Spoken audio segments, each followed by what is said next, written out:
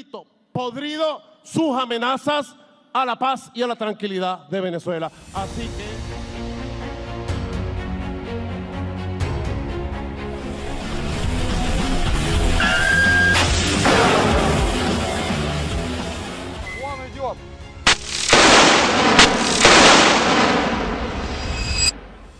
Amerika Serikat dan Venezuela kini berada pada ketegangan yang sangat tinggi. Bahkan sedikit saja pemicu, Laut Karibia akan menjadi saksi perang ganas antara Washington dengan Caracas. Dan yang lebih mengerikannya lagi, tidak ada dari kedua belah pihak yang ingin menurunkan ego dalam kondisi perang dingin ini. No, not war, not war. Saya diría así que no habría... Di satu sisi, Amerika Serikat telah mengerahkan kapal perangnya di Laut Karibia yang berdekatan dengan daratan Venezuela, menunggu aba-aba dari Presiden Donald Trump untuk memulai operasi serangan. Di sisi lain, Venezuela mengumumkan telah menyiapkan ribuan rudal buatan Rusia dalam menanggapi ketegangan tersebut. Tidak membutuhkan waktu lama, Amerika Serikat dan Venezuela akan berakhir di arena medan perang terbuka. Hello to everyone attending the Innovative Housing Showcase on our National Mall. Very exciting.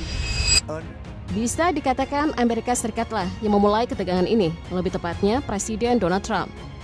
Presiden Amerika Serikat ini memerintahkan angkatan udaranya untuk mengarahkan kapal induk terbesarnya, yakni USS Gerald R. Ford, bersama 5 kapal perusak lainnya untuk berlayar menuju Laut Karibia.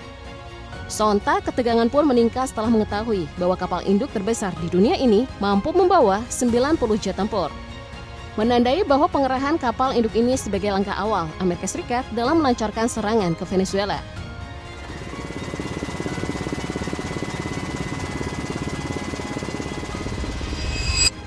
Yang terbaru, sebuah kapal perang Amerika Serikat telah tiba di negara Trinidad dan Tobago yang wilayahnya sangat dekat dengan Venezuela.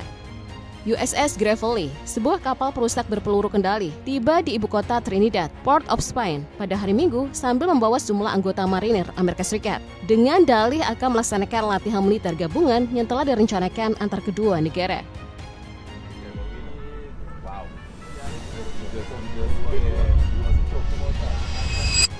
Namun sekarang pertanyaannya, mengapa Presiden Trump harus repot-repot mengerahkan sejumlah kapal perang beserta kapal induk terbesarnya ke Laut Karibia yang cukup dekat dengan daratan Venezuela?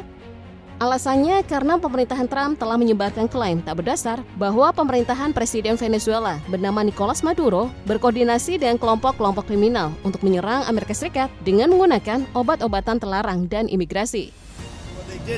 But they did it very late. They let it play for another 2 nights. And now they took that ad down. Begitupun dengan pernyataan seorang juru bicara militer Amerika Serikat pun mengungkapkan bahwa pengerahan sejumlah kekuatan militer ini untuk memperkuat kapasitas Amerika Serikat untuk mendeteksi, memantau, dan menghentikan pelaku dan aktivitas ilegal yang membahayakan keselamatan dan kesejahteraan tanah air Amerika Serikat serta keamanan di belahan barat. Sehingga dapat disimpulkan bahwa tujuan Presiden Trump mengerahkan sejumlah kapal perang untuk memerangi para penyelundup obat-obatan terlarang dan juga imigrasi ilegal. The least of it, we had tremendous progress on peace in the Middle East. Tapi jujur, jika ini hanya untuk memerangi para kartel obat-obatan terlarang, ini sudah berlebihan.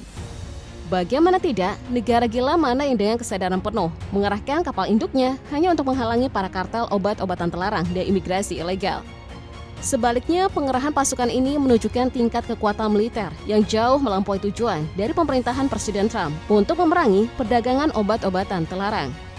Apalagi pengerahan militer ini terjadi ketika Amerika Serikat mengambil sikap semakin keras terhadap Caracas yang telah lama menjadi sasaran kemarahan Washington. Sehingga banyak spekulasi mengatakan bahwa pengerahan militer di Laut Karibia sebagai upaya pemerintahan Presiden Trump dalam menggulingkan pemerintahan Venezuela. Let me ask you, that was in a submarine, right? We attacked the submarine. Apalagi Venezuela dikabarkan hanya memainkan peran kecil dalam perdagangan narkoba global. Bahkan penilaian intelijen internal Amerika Serikat sendiri hanya menemukan sedikit bukti untuk klaim bahwa pemerintahan Maduro mengendalikan kelompok-kelompok kriminal. Jadi benarkah demikian bahwa pemerintahan Trump berupaya meruntuhkan rezim Venezuela? Of an administration in history, so let's hope they keep saying it. There they are, right there.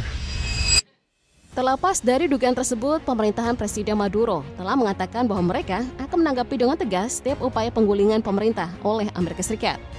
Menteri Pertahanan Venezuela Vladimir Padrino pun turut merespon provokasi Washington di negaranya dengan mengatakan bahwa militer Venezuela tidak akan membiarkan pemerintahannya tunduk pada kepentingan Amerika Serikat. Padrino pun mengungkapkan bahwa pengerahan kapal perang Amerika Serikat di dekat Venezuela adalah ancaman militer paling signifikan dalam 100 tahun terakhir. Ia pun menyuarakan bahwa Venezuela tidak menginginkan perang tapi perdamaian. Manipulada, o mejor dicho, el término represión ha sido manipulado en Venezuela, es precisamente. Sebagai sosok yang juga difitnah oleh Trump, Presiden Maduro pun turut angkat bicara. Dalam pernyataannya, Presiden Venezuela tersebut menyebut Amerika Serikat sedang mengobarkan perang sekaligus menuduh Presiden Trump sedang membuat perang abadi baru. Presiden Maduro pun turut menyebut pemerintahan Presiden Trump mengarang narasi yang berlebihan, vulgar, kriminal, dan sepenuhnya palsu, sambil mengklaim bahwa Venezuela adalah negara yang tidak memproduksi daun kokain. Como un refrito podrido sus amenazas a la paz y a la tranquilidad de Venezuela. Así que tidak hanya kecaman yang dikeluarkan, Presiden Maduro pun nyatanya telah bergerak dan menyiapkan sedikitnya 5.000 sistem rudal permukaan ke udara untuk melawan konfrontasi militer Amerika Serikat di masa depan. Di mana ribuan sistem rudal permukaan ke udara tersebut berasal dari sekutu strategisnya, Rusia, dengan nama Igla-S. Lantas, bagaimana kemampuan dari sistem rudal permukaan ke udara ini?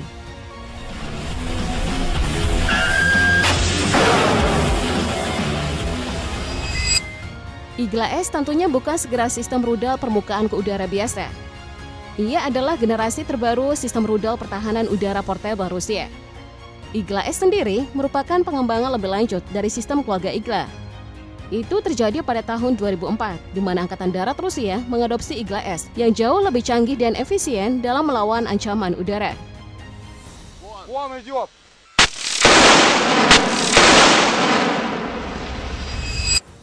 Untuk varian Igla-S sendiri telah mendapatkan peningkatan dalam rudalnya. Salah satu peningkatannya adalah bobot bahan peledak di hulu ledak rudal dan sekering impact atau proximity yang memungkinkan rudal menghancurkan target, baik jika terkena tembakan langsung maupun ketika melewati jarak hingga 1,5 meter dari target. Tidak hanya itu, jangkauan tembakan rudalnya telah meningkat hingga 6 km, 800 meter lebih jauh dibandingkan generasi sebelumnya yang hanya mampu mencapai target sejauh 5,2 km.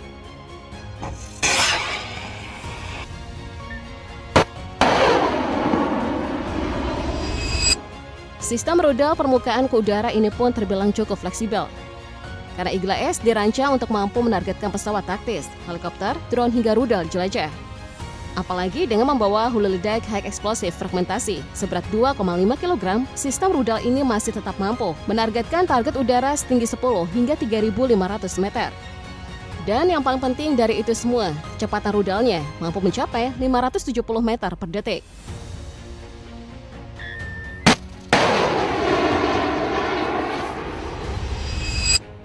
Kemampuannya pun telah banyak teruji dalam berbagai konflik. Salah satunya terjadi pada konflik Sianchan, di mana India berhasil menembak jatuh beberapa helikopter Pakistan dengan menggunakan rudal Igla. Tidak hanya konflik Sianchan, Perang Teluk pada tahun 1991 pun telah membuktikan bagaimana rudal Igla berperan besar dalam menyerang target musuh di udara. Bagaimana tidak, pesawat pengebom Panavia Tornado milik Angkatan Udara Kerajaan Inggris pun tercatat pernah ditembak jatuh oleh sistem rudal Igla oleh Irak, termasuk jet tempur F-16 Fighting Falcon buatan Amerika Serikat.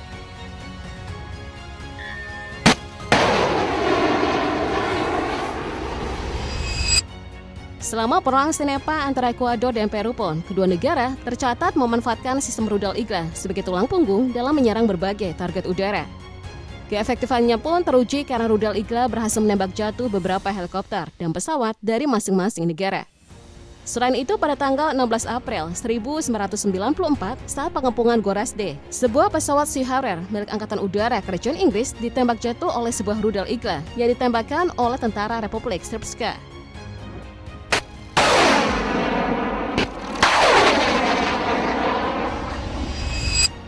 Namun, bukan hanya mengandalkan sistem rudal Igla-S, Venezuela tentu akan memanfaatkan kedekatannya dengan Rusia.